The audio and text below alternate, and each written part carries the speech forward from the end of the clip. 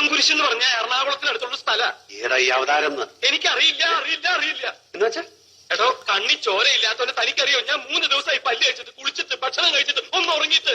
അതിനെങ്ങനെയാ ഉറങ്ങാൻ കിടക്കുമ്പോ താൻ എന്റെ മുമ്പിൽ ഭൂതം പോലെ വന്ന് നിൽക്കല്ലേ? ഞാൻ ഇനിയുള്ള സത്യം തുറന്നു പറയാൻ പോവാ. എനിക്ക് വയ്യ, വയ്യ, വയ്യ, വയ്യ. കോൺഗ്രസിൽ നമ്മൾ ബീർ അടിക്കാൻ ഡെറാഡൂണിൽ അച്ഛനെ കാണാൻ കോൺഗ്രസിൽ നമ്മൾ ഓടിച്ചിട്ട് കോൺഗ്രസിൽ നമ്മൾ വന്നില്ലേ?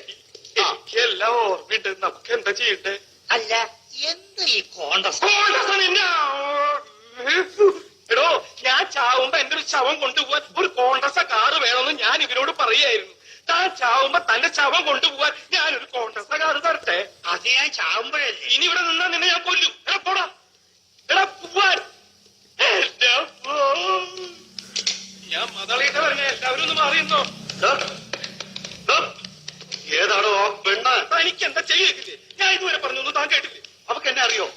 എനിക്കേ തന്നെ അറിയില്ലല്ലോ. ഞങ്ങൾ തമ്മിൽ പരിചയമുണ്ടെന്ന് പറഞ്ഞോ? എടാ പൊട്ടം കുണാപ്പ, നിങ്ങൾ തമ്മിലല്ല, ആൽഫിയും അവളും തമ്മില്. അയ്യോ, ഞാനൊരു കാര്യം പറയാം. ഞാനായിട്ട് വാ തുറന്നൊന്നും പറയണില്ല.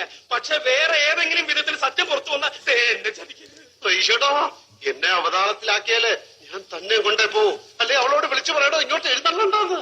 ഞാൻ പറഞ്ഞ അവള് കേൾക്കില്ല. നല്ല അനുസരിച്ച്